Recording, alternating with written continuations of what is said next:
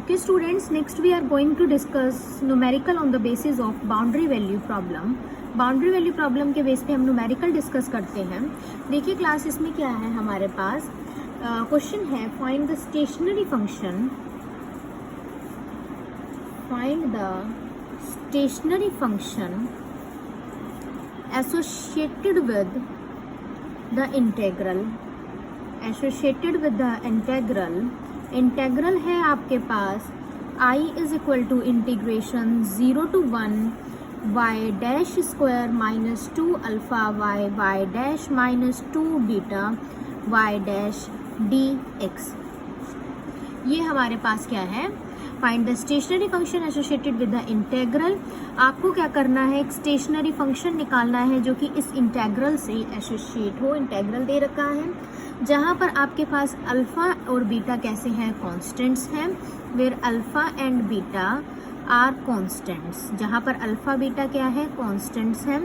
और आपके पास boundary conditions क्या दे रखी हैं, with the flowing boundary conditions.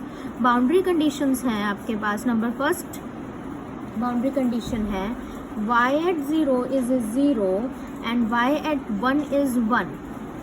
Number second is y at 0 is 0 and y at 1 is not prescribed. इसमें y at 1 की वैल्यू दे रखी थी, सेकंड पे हमने कह दिया इसमें तो वैल्यू ही नहीं दी हुई है, is not prescribe. And number third is y at 1 is 1 and y at 0 is not prescribed.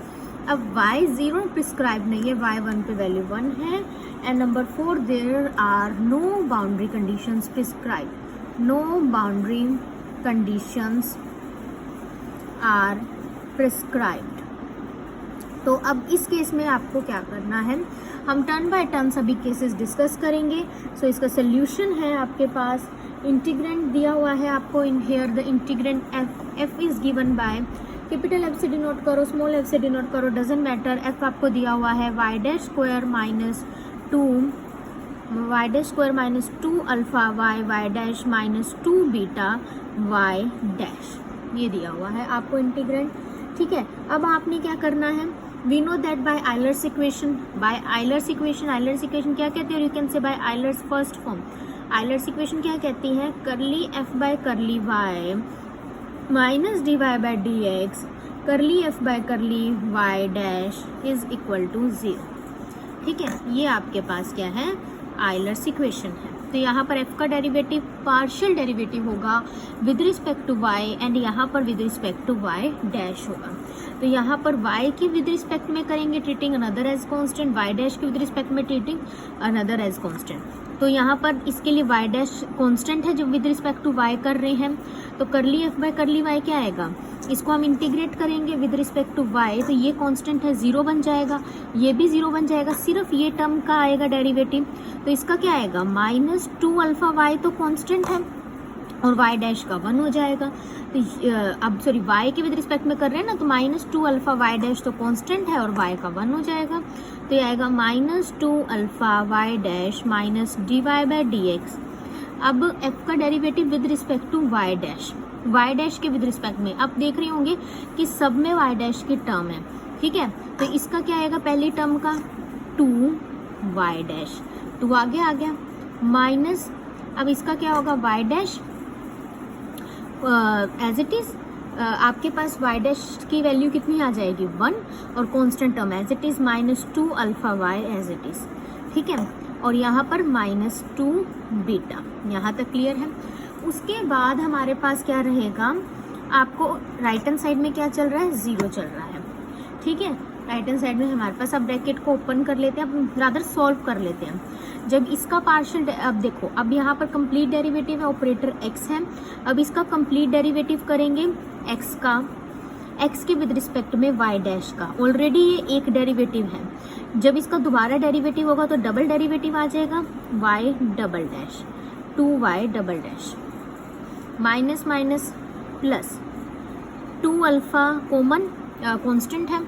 ठीक है, y का with respect to x y dash single derivative minus minus plus और 2 बीटा. अब देखिए 2 बीटा का with respect to x zero आएगा derivative, क्योंकि यहाँ पर कांस्टेंट है, कांस्टेंट का डेरिवेटिव जीरो, तो ये टर्म तो बन गई जीरो, ये तो खत्म हो गई। इन सब से आप क्या कीजिए, आप 2 कॉमन ले लीजिए, इन सब से 2 कॉमन आ जाएगा, माइनस साइन कॉमन ले लीजिए, रादर -2 कॉमन ले लीजिए, क्या बनेगा, और फिर इसको आप फॉर्म में लिखिए, सबसे बड़ी पावर y डबल डैश है, सबसे बड़ा डेरिवेटिव, और ये क्या है हमारे पास, रादर हमारे पास तो देखिए ये वाली term -2 alpha y dash plus 2 alpha y dash, ये तो हो रहा है, कैंसिल हो रहा है, ये जीरो बन गया, सिर्फ क्या बचा -2 y डबल डैश, तो 2 उधर चला गया, y double dash is equal to 0। अब आपको यहाँ से y चाहिए, डेरिवेटिव से आप सिंपल वेरिएबल पे आने के लिए हमेशा क्या फॉलो करेंगे, इंटीग्रेशन का process, so integrating both side, integrating both sides, दोनों साइड आप इंटीग्रेट करेंगे, you will gate, after integrating both side you will get y double dash zero है, जब फर्स्ट टाइम इंटीग्रेशन करेंगे तो y डैश आ जाएगा, डबल डेरिवेटिव सिंगल में कन्वर्ट हो जाएगा, और इनडेफिनिट इंटीग्रल है तो constant of integration let it be a से, where a is constant of integration, क्योंकि जीरो की इंटीग्रेशन जीरो और इनडेफिनिट में साथ में आता है कांस्टेंट ऑफ इंटीग्रेशन, ठीक है।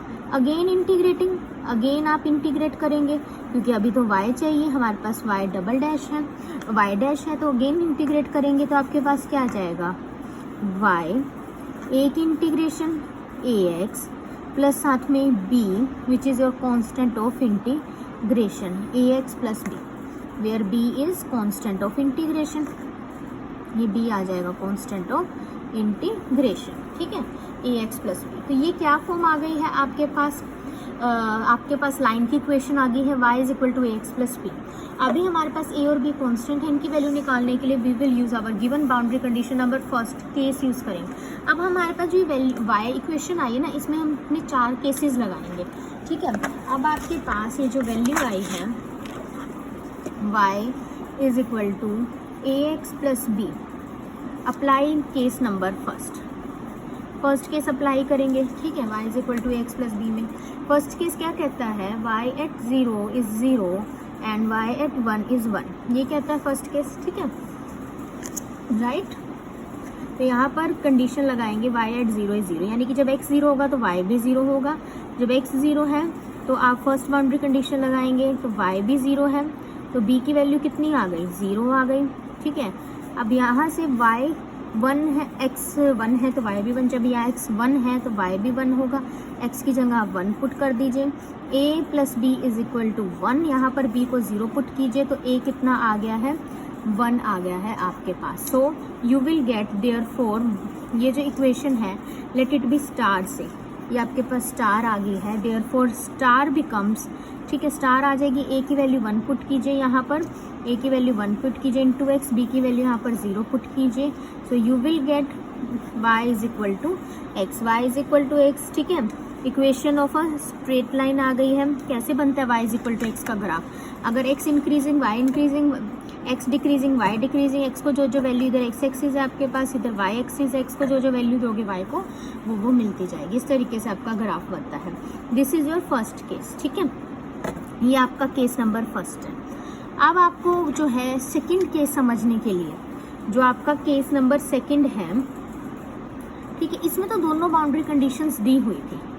जब आपके पास एक बाउंड्री कंडीशंस हो एक पॉइंट पे और दूसरे पॉइंट पे बाउंड्री कंडीशंस ना हो, उसके लिए आपको मैं जो है थ्योरम नंबर 5 कराऊंगी of your syllabus, which is the theorem based on natural boundary conditions. मैं पहले न्यूमेरिकल आपको प्रैक्टिकल नॉलेज देके ये समझाना चाह रही हूँ कि व्हाट इज़ द एप्लीकेशन और यूज़ ऑफ दिस थ्योरम और how to apply on numerical. Natural boundary conditions हम पहले थ्योरम करेंगे, उसमें फिर हमें पता चलेगा, उसमें आपका छुपा हुआ है राज कि आप जब बाउंड्री कंडीशन गिवन हो तब कैसे करेंगे और जब ना गिवन हो तब किसका सहारा लेंगे, तब कैसे करेंगे। तो आपको नेचुरल बाउंड्री कंडीशंस, नेक्स्ट देखिए आपके पास नेचुरल बाउंड्री कंडीशंस, तो इसके लिए स्टेटमेंट है।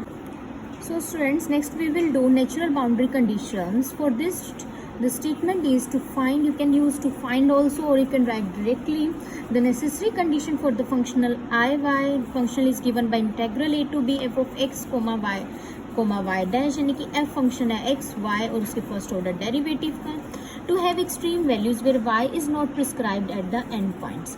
हमें क्या फाइंड करनी है, ये फंक्शनल है, इसमें y एंड पॉइंट पे प्रिस्क्राइब नहीं है और इसकी एक्सट्रीम वैल्यूज फाइंड आउट करनी है। Then without end points, without boundary conditions आप कैसे प्रिस्क्राइब्ड करेंगे? तो ये हमें थ्योरम उसका आंसर देती है, which is theorem number 5 of your syllabus, natural boundary condition. जो लास्ट टाइम हमने न्यूमेरिकल किया था उसका हमने फर्स्ट पार्ट कर लिया था। तो जो रिमेनिंग 3 पार्ट्स हैं जहाँ पर नेचुरल बाउंड्री कंडीशंस प्रिस्क्राइब्ड नहीं है, जैसे सेकंड पॉइंट में हम देख रहे हैं y एट 0 पे प्रिस्क्राइब्ड है, 1 पे नहीं है, थर्ड पे y एट 1 पे है, 0 पे नहीं है, और फोर्थ में तो किसी भी एंड पॉइंट पे y प्रिस्क्राइब्ड नहीं है। तो उसके लिए आप यूज़ करते हैं नेचुरल कंडीशंस का। तो उसके लिए हमारा ये जो है थ्योरम है, जो कि थ्योरम के टर्म्स में भी आ सकती है और इसके बेस पे आपका न्यूमेरिकल भी आता है। सो हमने फंक्शनल कंसिडर किया, जो कि हर बार ये कंसिडर करते हैं कि जिसमें functional I y is given by integral A to b function है एक्स वाई वाई डैश का। अब यहाँ पर y प्रिस्क्राइब नहीं है एंड पॉइंट पे, तो हमें एक ऐसा कंटिन्यूसली डिफरेंशिएबल फंक्शनल चाहिए जो कि एक्सट्रीमम को अटेंड कर रहा हो। तो लेट कर लेते हैं नीटा एक्स हमारा ये एक्चुअल एक्सट्रीमाइजिंग फंक्शन है विद, जो कि ए बी क्लोज्ड इंटरवल पे डिफाइंड है with continuous first order derivative, जिसके पास कंटिन्यूस फर्स्ट ऑर्डर डेरिवेटिव्स हैं। Then for assigned value of y x and eta x, y x and eta x के signed values के लिए पहले हमारे पास जो फंक्शनल था वो क्या था, हमारे पास यहाँ देखिए, हमारे पास पहले जो फंक्शनल था वो था I of Y that is equal to integral A to B. हमारे पास जो एफ था वो फंक्शन था X Y Y dash, right. अब आपके पास जो ये है y प्लस एप्सिलॉन, y में हमने ऐड कर दिया है एप्सिलॉन नीटा। नीटा हमारे पास एक ऐसा फंक्शनल लिया है हमने, कैसा, जिसके पास एक्सट्रीमम होगा, ठीक है। तो y में इंक्रीमेंट होगी एप्सिलॉन नीटा की, तो जहाँ जहाँ y है, x में नहीं होगी, लेकिन जहाँ जहाँ y है वहाँ पर एप्सिलॉन नीटा की इंक्रीमेंट हो जाएगी। y replaces by epsilon plus eta and y dash is replaces by y dash plus epsilon eta. Since y dash epsilon तो हमारे पास कांस्टेंट है और नीटा हमारे पास फंक्शन है, तो अगर y डैश का फर्स्ट डेरिवेटिव यूज़ कर रहे हैं तो हम नीटा का भी फर्स्ट डेरिवेटिव नीटा डैश यूज़ करेंगे। Now by the theory of differential calculus, और मैंने आपको बहुत ही पहले फर्स्ट डे बताया था, ये क्या बताया था कि आपके पास एक्सट्रीमल जो है functional I, the necessary conditions for the functional to attain extremum is that the variation of this functional is 0. इसकी वेरिएशन 0 होगी, ये बताया था। सो उसी कंडीशन से, उसी आपके पास कंसेप्ट से आपके पास जो I है इसको जो हम ऑपरेट करेंगे d बाई डी एप्सिलॉन, यानी कि जिसका ऑपरेटर है एप्सिलॉन, ये ऑपरेटर है डिफरेंशियल ऑपरेटर, यानी कि I का full order derivative with respect to epsilon when epsilon is negligibly small, ये कितना आएगा 0, ठीक है। अब ऐसे हो गया। अब ये क्या है, I किसके इक्वल है, is nothing but is equal to integral A to b f of this value के इक्वल है। तो यानी कि अगर ये साइड इसका derivative with respect to epsilon 0 है तो इसका डेरिवेटिव भी विद रिस्पेक्ट टू एप्सिलॉन 0 होगा बाय यूजिंग स्टार। स्टार का जब हम इसमें यूज़ करेंगे तो लेफ्ट हैंड साइड का derivative with respect to epsilon 0 है तो राइट का भी 0 होगा, ठीक है। और राइट में हम क्या यूज़ करेंगे, पार्शियल डेरिवेटिव। और पार्शियल डेरिवेटिव क्यों यूज़ कर रहे हैं, क्योंकि f मल्टीपल वेरिएबल्स का फंक्शन है, x का, y का, y डैश का, इसलिए हम कंप्लीट डेरिवेटिव नहीं, आप क्या यूज़ करेंगे, आपके पास अनदर डिफरेंट वेरिएबल्स हैं तो you will use partial derivative. तो इंटेग्रल एज इट इज़, क्योंकि राइट हैंड साइड में इंटेग्रल है वो तो एज इट इज़ चलेगा।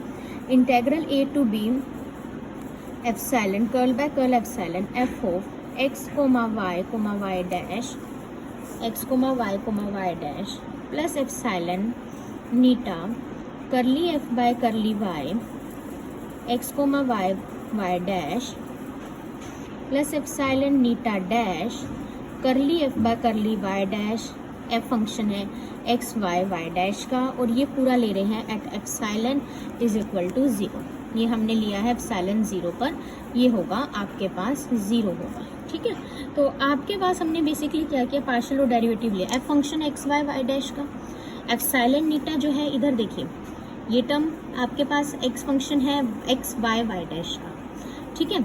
अब आपके पास epsilon eta as it is, फिर एफ का partial derivative with respect to Y, F का पार्शियल, फिर epsilon eta dash as it is, F का partial derivative with respect to Y dash, और एफ फंक्शन है, आप यहाँ पर एक्स वाई वाई डैश या एफ भी यूज़ कर सकते हैं, सिंपल। अब ये क्या है, ये रिड्यूस कैसे होगी, अब देखिए एफ जो है फंक्शन है एक्स वाई वाई डैश का, ठीक है, और हमने क्या किया है, partial derivative with respect to epsilon लेना है। तो जब हम विद रिस्पेक्ट टू एप्सिलॉन इसे ओपन करेंगे, पार्शियल डेरिवेटिव लेंगे, तो एफ तो सिर्फ एक्स वाई वाई डैश का फंक्शन, इसमें एप्सिलॉन तो कहीं है नहीं, तो इसका फर्स्ट का partial order derivative with respect to epsilon कितना होगा, 0 होगा, ये पूरी टर्म हो जाएगी वैनिश, ठीक है, इसका पार्शियल ऑर्डर डेरिवेटिव होगा 0। अब नेक्स्ट हमारे पास है, नेक्स्ट इसका जो है पार्शियल ऑर्डर डेरिवेटिव कैसे होगा, अब आपके पास देखिए एप्सिलॉन का जैसे आप करते हो, सपोज 2x है, उसका पार्शियल 2xy है, इसका partial derivative with respect to x करना है, तो x वेरिएबल है, बाकी अनदर कांस्टेंट है पार्शियल डेरिवेटिव में, तो इसका आंसर आ जाता है 2y और x का 1।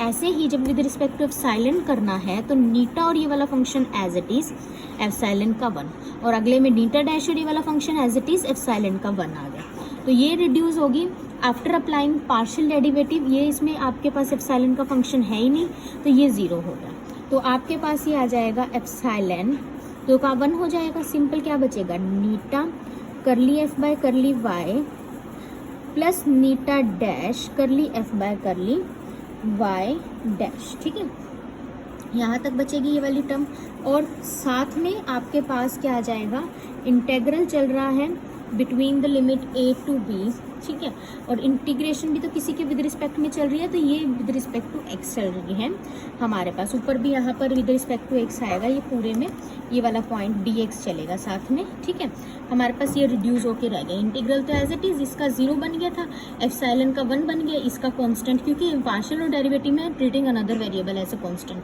ये भी कांस्टेंट हो गया, यू विल लेफ्ट विद पूरा एफ फंक्शन लिख लो एक्स वाई वाई डैश का, सिंपली एफ लिख लो।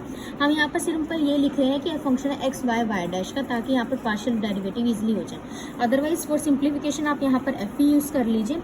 अब देखिए नीटा डैश है, curly F by curly Y dash है, तो यहाँ पर जो वाली टर्म है इसका करेंगे क्या करेंगे, इंटीग्रेशन आपको ओपन करनी है ना, इसकी इंटीग्रेशन अलग, ठीक है, इंटीग्रेशन ऐसे जो है लीनियर टर्म्स की अलग अलग हो जाती है, इसकी अलग, इस पूरे की अलग, तो इंटीग्रेशन अलग हो गई, eta curly F by curly Y D X plus integral A to B eta dash curly F by curly Y dash D X, अलग अलग होगी इंटीग्रेशन इसकी। अब यहाँ पर सेकंड वाले में क्या लग जाएगा, इंटीग्रेशन बाय पार्ट्स लग जाएगा, u into v rule. Integration by parts क्या कहता है, first function as it is, ये हमारा फर्स्ट फंक्शन है u, ये हमारा सेकंड फंक्शन है, integration of second eta dash की जब आप इंटीग्रेशन करेंगे, इसका डेरिवेटिव है, इंटीग्रेशन डिफरेंशियल और अपोजिट ऑफ ईच अदर, तो नीटा डैश की जब इंटीग्रेशन करेंगे तो नीटा बच जाएगा, ठीक है। इंटीग्रेशन बाय पार्ट क्या कहता है, first function as it is, integration of second, limit है तो लिमिट पुट कर दो, minus differentiation of first into integration of second whole integral.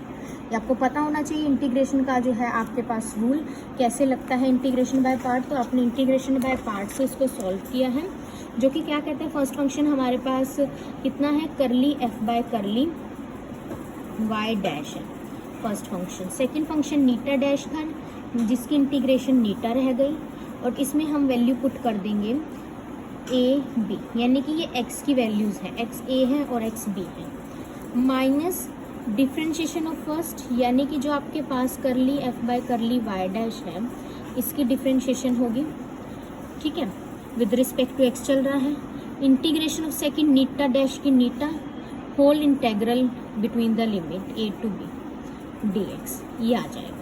और जो हमारे पास ये तो सेकंड फंक्शन का इंटीग्रेशन बाय पार्ट आया है, इसका सेकंड फंक्शन का इंटीग्रेशन बाय पार्ट आया, फर्स्ट फंक्शन आपके पास ये वाली टर्म एज इट इज ये भी तो आएगी ना, तो प्लस में integral a to b eta curly f by curly y dx is equal to 0, ये आपके पास टर्म आएगी, राइट, तो ये आपके पास टर्म आ जाएगी। उसके बाद देखिए class, the above equation reduces to the form, उसको हमने इस फॉर्म में जो है रिड्यूस कर दिया है, ठीक है। अब आपके पास यहाँ से अब आपने वैल्यूज़ क्या है, 10 वी हैव, अब यहाँ से कुछ देखिए कॉमन आ रहा है तो हम कॉमन ले लेंगे जिससे हम कंबाइन कर सकें, इन दोनों को हम कंबाइन कर लेते हैं, ठीक है, लास्ट टू टर्म्स को हम कंबाइन कर लेते हैं, और इसमें हम लिमिट पुट कर लेते हैं, upper limit minus lower limit, ठीक है। तो ये लास्ट टू टर्म्स को कंबाइन करने के बाद क्या बचेगा, देखिए इसमें कॉमन क्या रहा है, integral between a to b eta, और यहाँ क्या बचेगा, curly F by curly Y minus D by D X curly F by curly Y dash, ये बचेगा। तो ये eta curly F by curly Y minus D by D X curly F by curly Y dash, ये बचेगा D X integral between a to b, right, ये आ जाएगा आपके प्लस। अब आपके पास यहाँ से क्या आएगा, लिमिट पुट करेंगे, upper limit minus lower limit, ठीक है।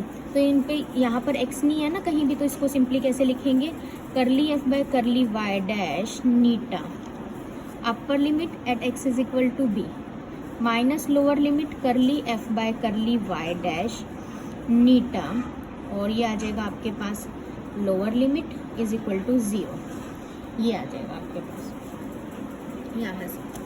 अब देखिए हम ये कहते हैं since Neeta does not necessary, आप यहाँ तक पहुँच गए हैं, फिर कहते हैं नीटा जो है ज़रूरी नहीं है, देखिए नीटा है, सबके पास नीटा है, ज़रूरी नहीं है वैनिश हो एंड पॉइंट्स पे, तो तीनों टर्म हम सेपरेटली 0 ले लेते हैं, यानी कि ये जो है नीटा को छोड़ के बाकी जो ये बची टर्म कर लिया minus D y by D x कर लिया वाई डैश, ये 0 हो गया।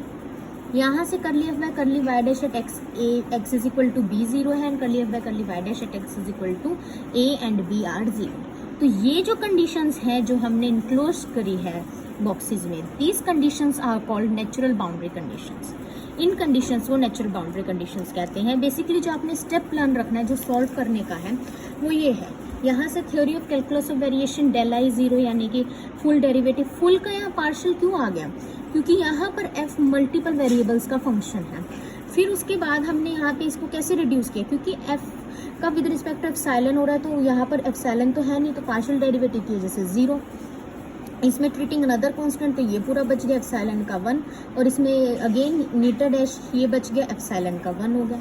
फिर सेकंड टर्म पे इंटीग्रेशन बाय पार्ट्स लगा दिया, यू इंटू वी रूल जो आप इंटीग्रेशन में पढ़ते हैं, और फिर उसमें इंटीग्रेशन बाय पार्ट्स लगा के टर्म को कंबाइन कर दिया, और फिर हमने कहा कि नीटा ज़रूरी नहीं है कि वैनिश हो, तो इसलिए इनको सेपरेटली 0 ले लिया, तो वहाँ से हमें नेचुरल बाउंड्री कंडीशंस मिल गई हैं जो कि हम अपने न्यूमेरिकल को सॉल्व करने के लिए यूज़ कर सकते हैं। तो अब आपके पास यहाँ से नेचुरल बाउंड्री कंडीशन से क्या होता है, if the value of function y is defined at x is equal to a।